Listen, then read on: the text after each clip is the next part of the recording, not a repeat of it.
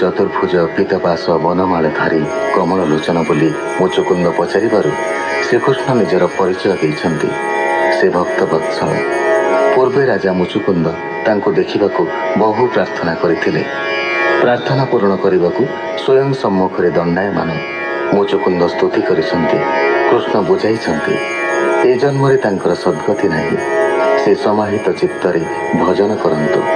पापराशि क्षय हेले जन्म मृत्यु चक्रु मुक्ति लाभ करिवे।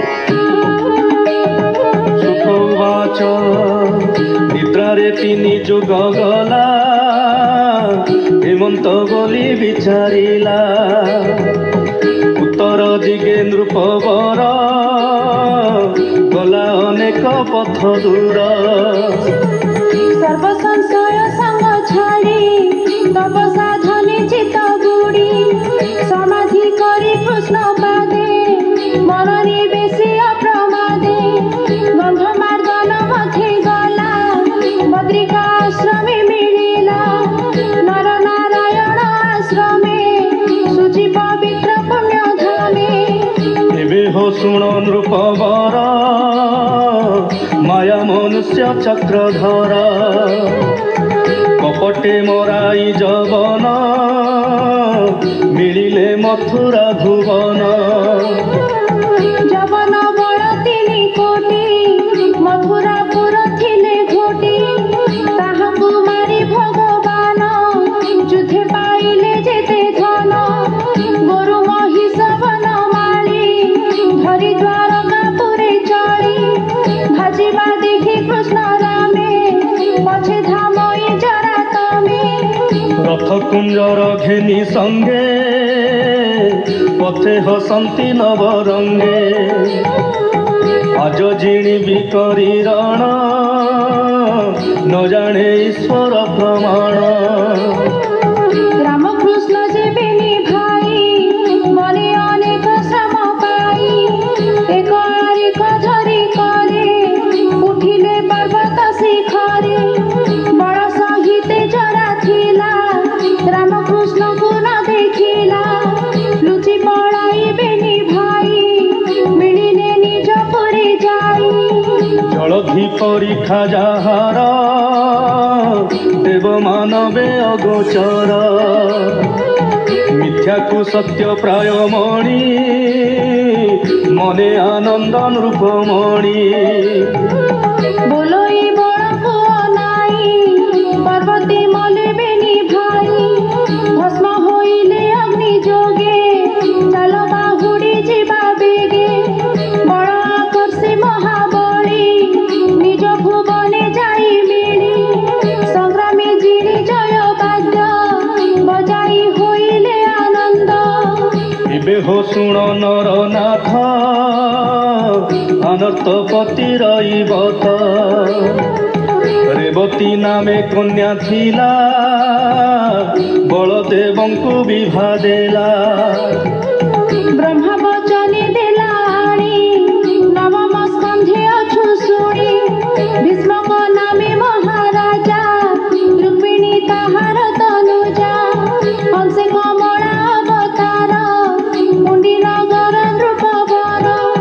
रुक्मिणी विवाह विचारे हरि हरिले स्वयंवरे। राजा एथिले जे प्रत्यक्षे आवरी शिशुपाल पक्षे। सालो मागध आदि जेते बल ही थिले अप्रमिते। ताहांक गर्व करी चूर पथे देखंती सुर नर। कन्या हरिले दामोदर अमृत जेन्हे खगेश्वर। ता शुणी अभिमन्यु बळा सुख मुनिंगी पचारिला।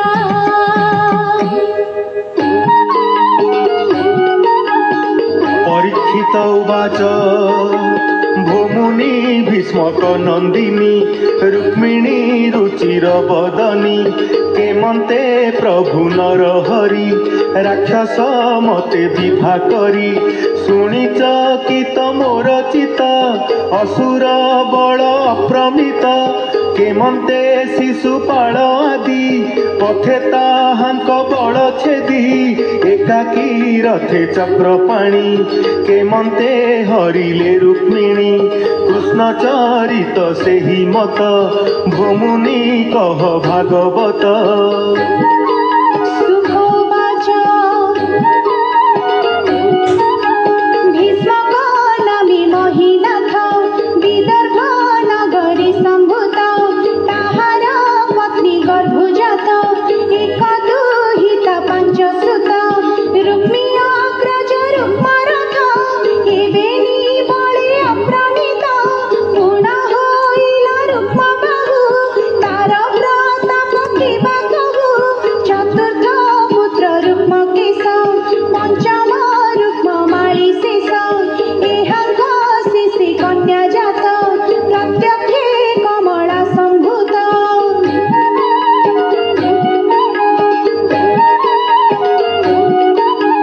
रुक्मिणी नामे विद्यमान तार महिमा एबे शुण कृष्णर गुण कर्म जेते सेहु शुणई हृष्ट चिते द्वारकापुर लोके आसी कहन्ती तार पासे बसी निरते कृष्ण कथा शुणी रुक्मिणी मने मने गुणी आत्मसदृशे शुणी बर मने बरिला चक्रधर भीष्मक कृष्ण को बरिला ता शुणी रुक्मी कोप कला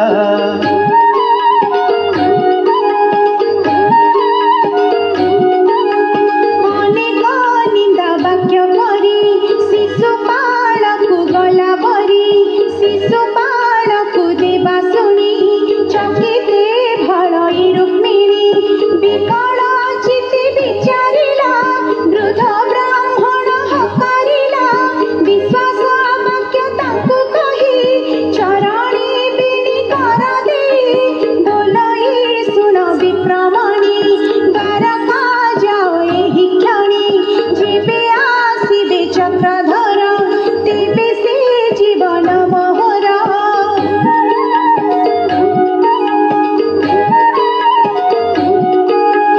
कन्या बचने विप्र गले द्वारका भुवने मिलिले द्वारे जे द्वारपाल थिला कृष्णଙ୍କୁ ନେଇ भेटाइला विप्रଙ୍କୁ कराई भोजन पासे बसिले भगवान विश्राम देखि विप्रवर पुछन्ति ब्रह्मांड ठाकुर केवण कार्ये उपगत एड़े दुर्गम जिणी पथ गुपत नोहे जेबे बाणी भविप्र कह एहि क्षणी मुआ